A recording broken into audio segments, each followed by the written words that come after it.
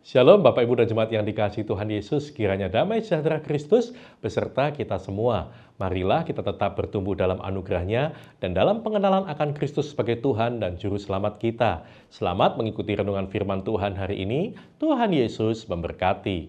Renungan hari ini Jumat 8 April 2022 dengan judul Hidup Manusia di Tangan Sang Penjunan. Bacaan kita terambil dari Yeremia 18 ayat 4 yang berbunyi demikian. Apabila bejana yang sedang dibuatnya dari tanah liat di tangannya itu rusak, maka tukang periuk itu mengerjakannya kembali menjadi bejana lain menurut apa yang baik pada pemandangannya. Bapak, Ibu, dan saudara sekalian, kalau Bapak, Ibu, dan saudara sekalian ingat bahwa hari Minggu yang lalu saya mengawali khotbah saya dengan menceritakan tentang kerajinan tembikar di Jepang yang bernama kintsugi. Seni kintsugi ini dimulai kira-kira abad ke-15 saat seorang shogun atau pejabat militer yang sekarang disebut jenderal di Jepang yang bernama Ashikaga Yoshimitsu membetulkan mangkok kesayangannya yang pecah ke Tiongkok.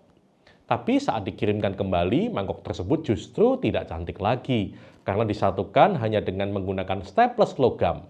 Kemudian Ashikaga Yoshimitsu meminta pengrajin di Jepang untuk memperbaiki mangkok itu kembali.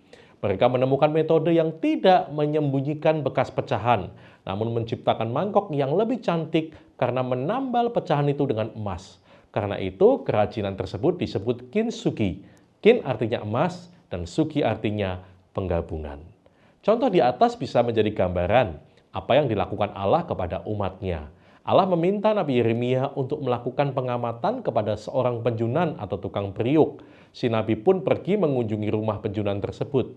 Ia melihat tukang periuk mengambil segumpal tanah liat dan membentuknya menjadi bejana. Dalam proses pembentukan itu, tiba-tiba bejana yang dibentuknya itu retak. Namun si penjunan tidak langsung membuang bejana yang retak itu, tetapi diolah lagi dengan tangannya dan dibentuknya kembali menjadi bejana yang lain.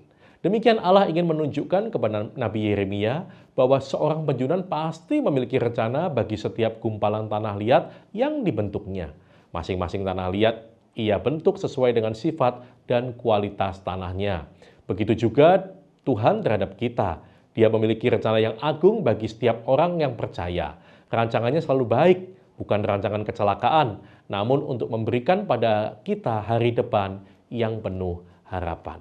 Tuhan ingin kita menjadi bejana-bejana untuk hormat dan kemuliaan namanya. Tuhan tidak menghendaki seorang pun dari kita gagal di tengah jalan. Karena itu dalam 2 Petrus 3 ayat 9 dikatakan demikian. Ia sabar terhadap kamu karena ia menghendaki supaya jangan ada yang binasa, melainkan supaya semua orang berbalik dan bertobat.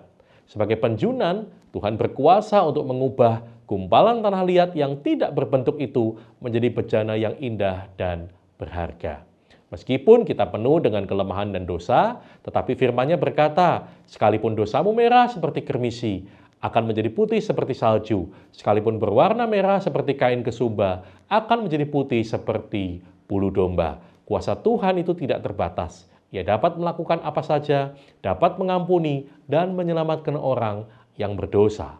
Tuhan yang sanggup membentuk hidup kita dari tanah liat yang tidak berharga menjadi bejana kemuliaan-Nya yang berharga.